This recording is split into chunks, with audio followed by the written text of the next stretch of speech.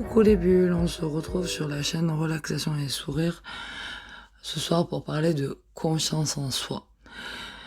Comme beaucoup, moi aussi parfois, je n'ai pas confiance en moi sur certains sujets, mais c'est surtout une cliente qui m'a demandé ce sujet et elle m'a demandé des conseils simples à appliquer.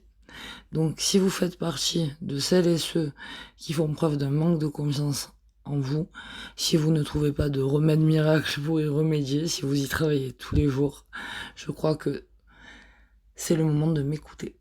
En réalité, avoir confiance en soi, c'est pas binaire. Il ne s'agit pas d'être confiant, de ne pas l'être. La confiance en soi requiert un travail qui repose sur des petites choses. Il faut savoir identifier les symptômes et les problèmes rencontrés pour mieux les appréhender au fil du temps. C'est pourquoi je vais vous proposer 10 conseils simples à appliquer pour améliorer l'estime de vous-même dans votre quotidien. Des conseils qui s'appliquent autant à la vie personnelle qu'au professionnel, qu'au social. Alors la première des choses, pour moi en tout cas, c'est d'avoir le contrôle sur sa vie. La première chose à faire, c'est de prendre le contrôle sur sa vie. Cela paraît tellement évident qu'on imagine difficilement que ça requiert concrètement une étape. Et pourtant, il s'agit de commencer par des actions très simples. D'abord, c'est oser dire non et s'écouter. C'est se rebeller quand il y a besoin. C'est s'imposer s'il le faut. Si vous êtes peut-être d'un tempérament facile à vivre et par conséquent, vous vous laissez porter par ce qui vous entoure, en d'autres mots, vous acceptez facilement les propositions qu'on vous fait ou les situations qui vous tombent dessus, vous devez apprendre à dire non et prendre des décisions par vous-même, par votre représentativité, sans tenir compte des phénomènes extérieurs.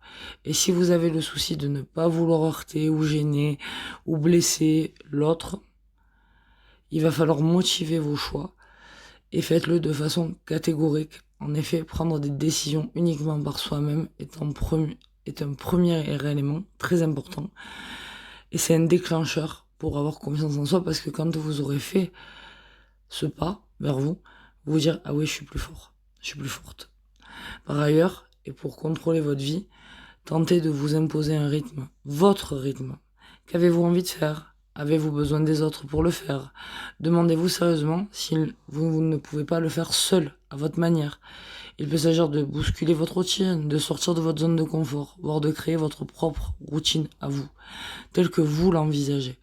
Faites-vous confiance pour ne faire que des choses que vous avez envie de faire, hormis bien sûr dans la vie professionnelle parfois parce qu'on a un job alimentaire, mais ça aussi ça peut se changer.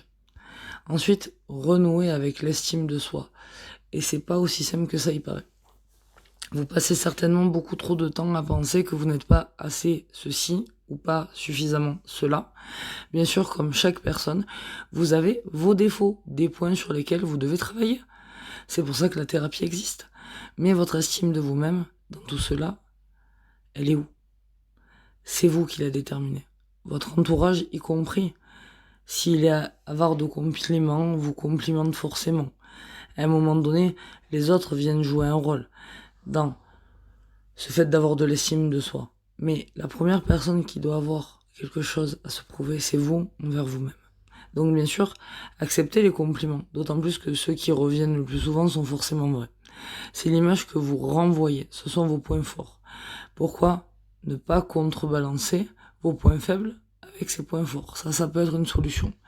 Vous dire tout simplement que vous êtes quelqu'un de bien, mais que vous avez des efforts à faire, comme tous.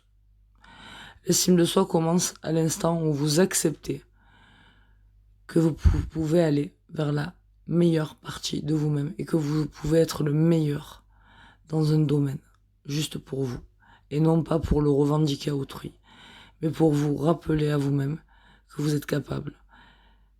Et puis quand vous songez à vous dénigrer, comme ça vous aurez une preuve que vous avez réussi.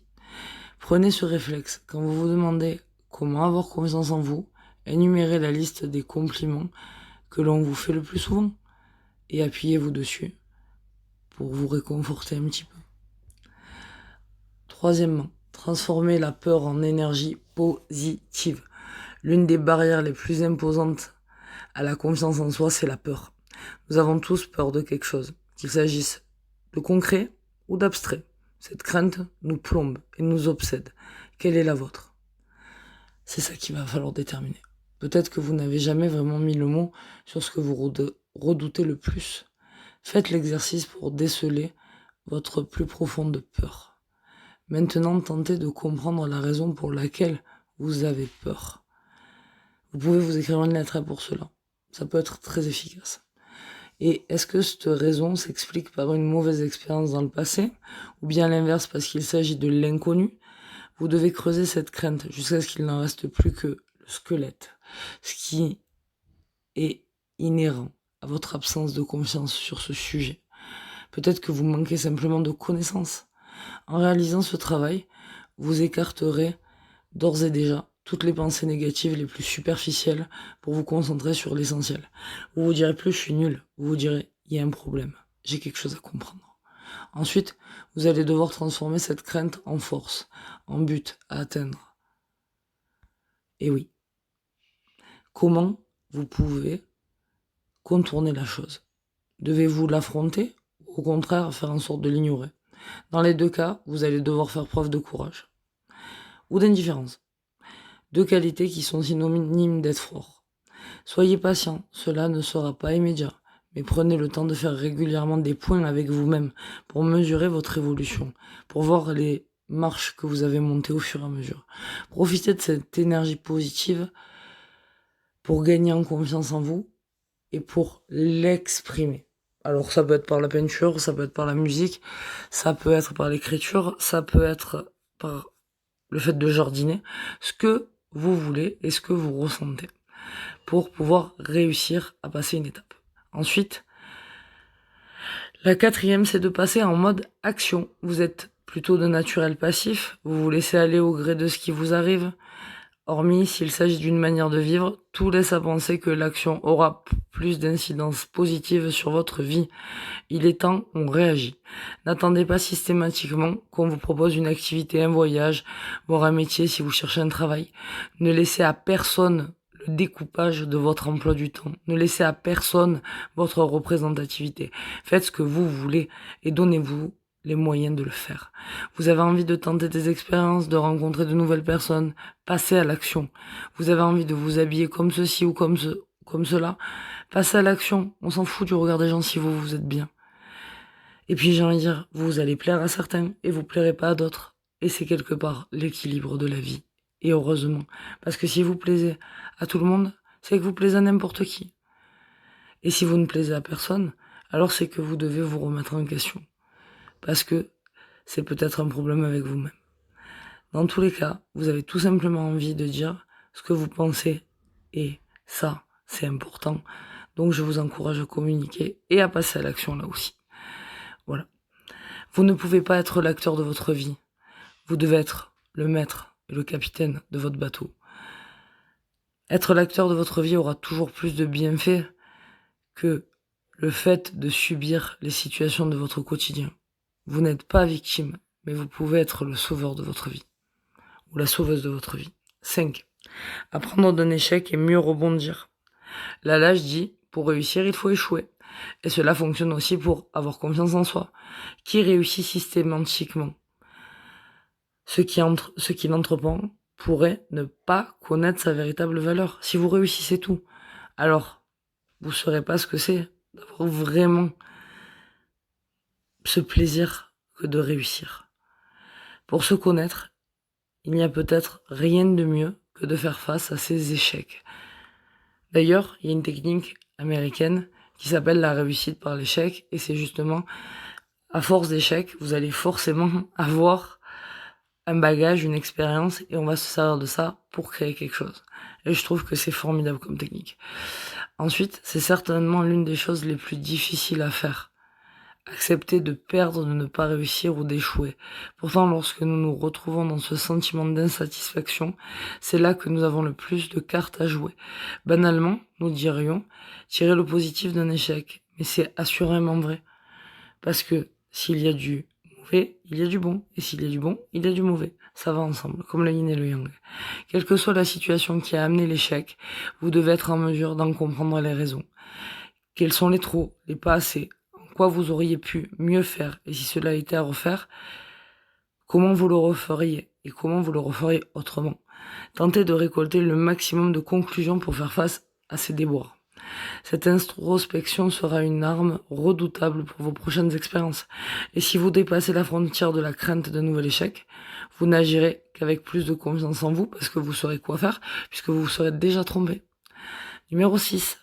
Dire stop aux croyances, surtout aux croyances limitantes. C'est quelque chose qui peut nous concerner tous, parce que nous manquons justement de confiance en nous, nous avons tendance à s'imposer un jugement sur les autres et le monde, et puis sur nous, et puis sur tout ce qui nous entoure. En apparence, cette capacité à maîtriser notre environnement et nos croyances peut s'avérer une qualité, voire un point fort. En réalité, il n'en est rien. Et le plus souvent, il s'agit du contraire. Parce que nous craignons la vie d'autrui, le regard que l'on pose sur nous. Nous préférons anticiper en ayant nous-mêmes un avis sur la personne ou la question. On va penser à la place de l'autre, comme si nous étions sûrs de nous. Comme si nous voulions nous convaincre que c'est le cas. Malheureusement, c'est un sentiment passager qui cache souvent quelque chose de plus profond. Un manque de confiance en soi dissimulé, en général. C'est pourquoi il faut arrêter avec ces croyances limitantes et s'ouvrir au monde. Accepter la rencontre d'une personne différente, avec un comportement et un avis différent du sien. Dépasser les frontières de ses croyances pour accepter la découverte, se livrer naturellement et vivre le moment plus spontanément. Vivre le moment présent. Cet exercice aura peut-être un effet déstabilisant dans les premiers temps, mais aura néanmoins des effets bien plus positifs par la suite. Et n'oubliez pas que l'étranger, c'est un ami que vous ne connaissez pas. Au fur et à mesure, cette libération vous permettra à coup sûr de développer la confiance que vous portez en vous grâce à celle que vous accorderez davantage aux autres. Numéro 7. Osez manifester ses émotions. Et oui, c'est important de manifester ses émotions. On n'est pas des blocs de béton. Vous pourriez penser que parce que vous n'êtes pas suffisamment confiant, vous avez du mal à dire ce que vous pensez et à faire part de vos émotions. Naturellement, vous vous qualifierez volontiers d'introverti. Permettez-moi de remettre en question ce principe. Essayez d'envisager le schéma inverse. Peut-être qu'en définitive, le manque de confiance en soi que vous subissez est le résultat du masque que vous tentez de mettre sur vos émotions. Vous redoutez la réaction d'autrui, et plutôt que de vous affirmer, vous préférez anticiper une situation qui n'existe pas. Vous êtes dans la projection du troisième œil. Vous êtes la source même du problème encore inexistant au moment où vous pensez le vivre et vous rajoutez du drame au drame à la situation, ce qui n'en vaut pas la peine. Et vous perdez de l'énergie. Alors, je vais vous conseiller de renverser la tendance. Osez dire ce que vous pensez, acceptez de livrer vos émotions à vos proches, osez pleurer, osez crier s'il le faut, et donnez la version la plus vraie de vous-même. Ne mettez aucune barrière à vos sentiments, que ça soit en amour, en amitié. Je vais pas vous dire dans le professionnel, parce que dans le professionnel, ça peut vous coûter des cartes. Mais vous pouvez aussi dans le professionnel dire les choses avec calme et positivité, mais tout en vous affirmant, y compris face à un inconnu aussi, puisqu'après tout, si vous ne lui voulez pas de mal, pourquoi ce serait le cas de son côté? Pourquoi toujours projeter le mal? Alors oui, le mal existe, mais il ne faut pas le voir partout. C'est justement parce que vous allez accepter de vous livrer que votre entourage vous accordera plus d'intérêt et de confiance, vous recevra en retour, et ces dons n'auront que pour effet de stimuler votre propre estime de vous-même. Vous serez fier d'avoir communiqué et d'avoir osé. Les résultats ne seront pas immédiats, car vos amis et vos proches pourraient être surpris par votre nouveau comportement. Alors laissez-leur un peu de temps, mais mesurez l'évolution au fil du temps, justement. Voilà. Parfois, tout ne vient pas tout de suite. Laissez l'univers faire. 8. Prendre soin de sa santé. Nous sommes certainement sur le critère le plus basique pour renouer avec la confiance en soi et pourtant il est très souvent oublié. Pour être bien dans sa peau et dans sa tête, il faut d'abord être bien dans son corps. La forme corporelle est un atout considérable pour se sentir bien en société et avec soi-même. Et pour cela, il n'y a pas de secret que nous ne pourrions ne pas savoir. Alors on va les dévoiler, c'est très simple. Ayez une hygiène de vie la plus correcte possible, mangez correctement et reposez-vous avec un sommeil régulier. Mais suivez votre rythme. Moi, je vais vous encourager à suivre votre rythme. Si vous êtes lunaire, vous êtes lunaire. Si vous êtes solaire, vous êtes solaire. Mais écoutez-vous. Faites des exercices et du sport, même si vous n'aimez pas ça. Et c'est très dur pour moi, je le confirme. En cherchant bien, vous trouverez une activité qui vous plaira à faire seul ou à plusieurs. Moi, je sais que par exemple, la randonnée et la balade, à plusieurs, c'est devenu juste une promenade et donc c'est moins difficile. Prenez des temps de repos aussi pour ne rien faire au sens propre ou pour lire, écouter de la musique, ou regarder un film par exemple, pour décharger toutes ces énergies et vous reposer. Ces petites actions dans votre quotidien viendront grandement améliorer le sentiment d'être à l'aise avec votre corps et avec vous-même.